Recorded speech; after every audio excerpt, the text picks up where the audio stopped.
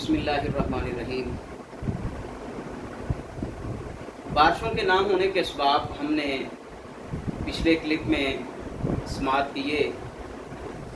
اب آتے ہیں اگلی بات کی طرف کہ بارشیں اگر نہ ہو رہی ہوں تو بارش کو طلب کیسے کیا جائے، بارش کو کیسے مانگا جائے۔ اس کے بہت سے طریقے شریعت اسلامیہ نے بیان کیے ہیں، جن میں سے ایک طریقہ یہ ہے کہ انسان اپنے گناہوں کے اللہ رب العزت سے معافی طلب کرے، توبہ چاہے، استغفار کرے۔ امام حسن بصری علیہ الرحمہ بہت بڑے اپنے وقت کے ولی اور محدث گزرے ہیں، ان کے پاس ایک شخص آیا، آ کر اس نے کہا حضرت میں بہت سی مصیبتوں اور تکلیفوں کا سامنا کر رہا ہوں، مجھے کوئی وظیفہ بتائے دیں۔ امام حسن بصری علیہ الرحمہ نے فرمایا کہ تم استغفار کرو، اللہ سے اپنے گناہوں کی معافی طلب کرو، تمہارے اوپر آئی ہوئی مشکلات اور مصیبتوں کو اللہ رب العزت دور فرما دیں گے۔ کچھ وقت گزرا، ایک اور شخص آیا، اس نے آ کر کہا حضرت اللہ رب العزت نے اولاد کی نعمت سے مجھے محروم کر رکھا ہے، میرے پاس اولاد نہیں ہے۔ یقیناً اولاد بہت بڑی نعمت ہے۔ امام حسن بصری علیہ الرحمہ نے فرمایا استغفار کرو۔ وہ شخص چلا گیا۔ پھر تیسرا ایک اور آیا، اس نے آ کر اپنی پریشانی بتلائی، فرمایا کہ میں فقر و فاقہ کی زندگی بسر کر رہا ہوں، بہت ہی غربت کا سامنا ہے، مفلسی کی زندگی ہے، مجھے کوئی وظیفہ بتا دیں تاکہ میرے یہ جو مشکل حالات ہیں آسانی میں تبدیل ہو جائیں۔ امام حسن بصری علیہ الرحمہ نے پھر اسے کہا تم استغفار کرو۔ پھر ایک چوتھا شخص آیا، اس نے آ کر اپنا مسئلہ عرض کیا، کہنے لگا کہ میری زمینیں بنجر ہو چکی ہیں، زمینیں فصلیں نہیں اگا رہی، باغات برباد ہو چکے ہیں، خشک سالی اور قحط سالی کا سامنا ہے، بارشوں کے لیے مجھے کوئی وظیفہ بتائے دیں۔ امام حسن بصری علیہ الرحمہ نے فرمایا استغفار کرو، استغفار کرو گے اللہ رحمت والی بارش کے دروازے تمہارے لیے کھول دے گا۔ ایک شاگرد پاس بیٹھا تھا، اس نے کہا حضرت آپ کے پاس اولاد کی نعمت سے محروم شخص آیا ہے، اولاد کے لیے وظیفہ پوچھا، آپ نے اسے استغفار بتایا۔ پھر ایک غربت کا ستایا ہوا فقر و فاقہ کی زندگی بسر کرنے والا آیا، آپ نے اسے بھی استغفار ہی کا وظیفہ بتایا۔ ایک شخص وہ آیا جسے تکلیفوں اور مصیبتوں کا سامنا تھا، آپ نے اسے بھی استغفار بتایا۔ قحط سالی خشک سالی کا سامنا کرنے والا آیا، اسے بھی استغفار ہی بتایا۔ وجہ کیا ہے؟ 4 مختلف مسئلے لے کے لوگ آئے تھے، آپ نے وظیفہ صرف ایک ہی بتایا ہے، بات کوئی درست معلوم نہیں ہو رہی۔ امام حسن بصری علیہ الرحمہ نے فرمایا کیا تم نے قرآن مجید کی وہ آیات نہیں پڑھ رکھی جن میں اللہ رب العزت فرماتے ہیں فَقُلْتُ اسْتَغْفِرُوا رَبَّكُمْ إِنَّهُ كَانَ غَفَّارًا يُرْسِلِ السَّمَاءَ عَلَيْكُمْ مِدْرَارًا وَيُمْدِدْكُمْ بِأَمْوَالٍ وَبَنِينَ وَيَجْعَلْ لَكُمْ جَنَّاتٍ وَيَجْعَلْ لَكُمْ أَنْهَارًا۔ فرمایا کہ اللہ رب العزت قرآن مجید میں فرماتے ہیں تم مجھ سے استغفار کرو، میں یرسل السماء علیکم مدرارا، تمہارے لیے آسمان کے دروازے کھول دوں گا، آسمان کے دروازے بارش کے بھی کھولوں گا، تمہیں اولاد سے بھی مالا مال کروں گا، تمہاری مصیبتیں اور تکلیفوں کو بھی دور کر دوں گا۔ معلوم ہوا استغفار وہ عظیم عمل، عظیم کام اور بہترین وظیفہ ہے جس کی وجہ سے اللہ رب العزت جس کے ساتھ آسمان سے بارشوں کو نازل فرماتے ہیں۔ استغفار کے ساتھ ساتھ کچھ اور اعمال بھی شریعت اسلامیہ سے ثابت ہیں، جیسا کہ صدقہ و خیرات کرنا۔ صدقہ و خیرات کرنے کی وجہ سے آسمان کے رحمت والی بارش کے دروازے کھلے رہتے ہیں۔ صحیح مسلم میں 7473 نمبر 7473 نمبر پر حدیث موجود ہے، امیر المؤمنین امیر المحدثین فی الصحابہ، امام المحدثین فی الصحابہ جناب ابو ہریرہ رضی اللہ تعالیٰ عنہ اس حدیث پاک کے راوی ہیں، بیان کرتے ہیں رسول اللہ صلی اللہ علیہ وسلم نے ہمیں ایک شخص کا واقعہ سنایا۔ بنی اسرائیل کا ایک شخص پہاڑوں کے بیچ میں، فصلوں کے بیچ میں کہیں سفر پر جا رہا تھا۔ اس شخص نے دیکھا اچانک سے اس کے اوپر آ کے ایک بہت بڑا بادل سایہ فگن ہوا ہے اور غیب سے بادل کے اندر سے آواز آئی ہے اس کے حدیقۃ فلان، فلاں شخص کے جا کے فصل کو سیراب کیا جائے، باغ کو پانی دیا جائے۔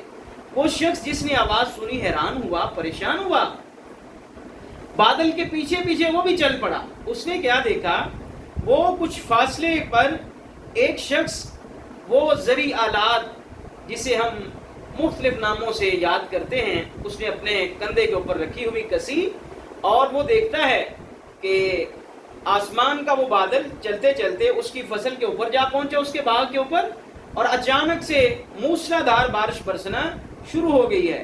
اس شخص نے اپنے اس آلے کے ذریعے وہ پانی کے گزرنے کی راہیں سیدھی کرتا گیا، اس کے باغ کو پانی لگا، ارد گرد کی ساری فصلیں خشک پڑی ہیں، اس کی فصل کو بے بہا پانی لگ چکا ہے۔ یہ شخص جو بادل کے پیچھے پیچھے گیا تھا، اس نے اس شخص سے پوچھا جو پانی کی گزرگاہ کو بنا رہا تھا، جس کے باغ کو پانی لگا تھا بارش کا، اس نے اس سے پوچھا بھائی آپ کا نام کیا ہے؟ اس نے نام بتایا، یہ اور حیران ہوا، اس نے کہا یہی وہ تو نام ہے جو میں نے بادلوں کے اندر سے سنا ہے کہ اس کے حدیقہ فلان فلان شخص کے باغ کو پانی لگایا جائے۔ بھائی آپ کون سا ایسا کام کرتے ہیں جس کی وجہ سے بادلوں کے اندر سے ایسی آوازیں آتی ہیں، آپ کا نام لے کے کہا جاتا ہے کہ اس کے باغ کو پانی دیا جائے؟ وہ شخص کہتا ہے اللہ کے بندے میرے بھائی، میں ایسا ایک کام کرتا ہوں جو بقیہ لوگوں سے مختلف ہے۔ جب میری فصل پک کر تیار ہو جاتی ہے نا، میں تیار فصل کو کاٹنے کے بعد 3 حصے اس کے کر دیتا ہوں۔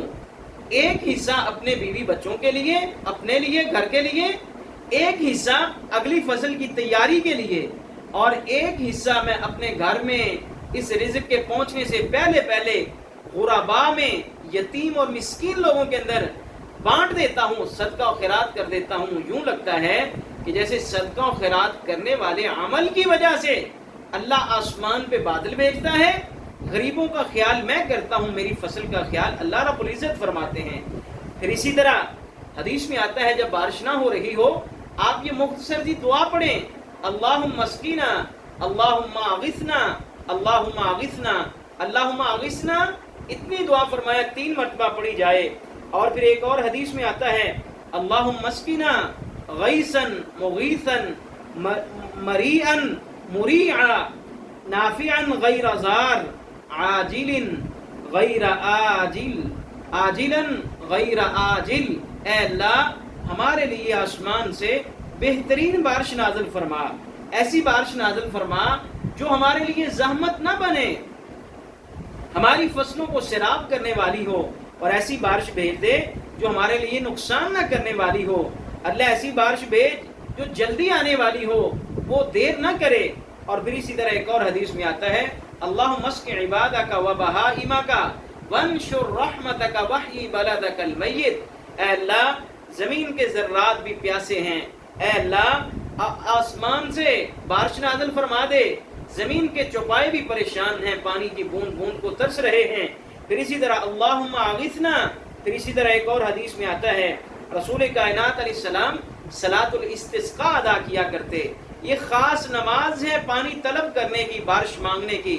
یہ نماز رسول کائنات طلوع آفتاب کے فوراً بعد اللہ کے رسول کھلے میدان میں جاتے، صحابہ کو ساتھ لیتے، آپ 2 رکعتیں پڑھاتے۔ یہ 2 رکعتیں نفلی نماز کی ہوتی، نماز جہری ہوتی۔ نماز سے فارغ ہو کے اللہ کے رسول اللہ سے گڑ گڑا کے دعائیں کیا کرتے، اے اللہ ہمارے لیے آسمان سے بارش نازل فرما دے۔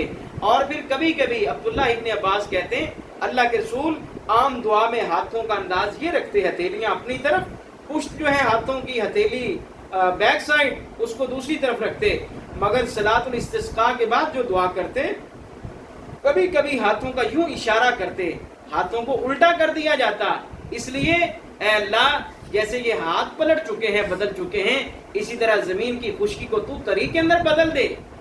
اور پھر رسول کائنات اپنے کندھے کے اوپر آپ نے جو کپڑا ڈالا ہوتا اس کی تہ بھی ایسے دونوں کناروں سے پکڑ کے بدل دیتے، اس میں بھی یہی حکمت ہے۔ اے اللہ میں چادر کو بدل رہا ہوں، تو زمین کے تیور کو، اللہ زمین کی خشکی کو طری کے اندر بدل دے۔ اللہ رب العزت مجھے اور آپ کو مصنون انداز میں بارش کی دعا کرنے کی توفیق نصیب فرمائے، آمین۔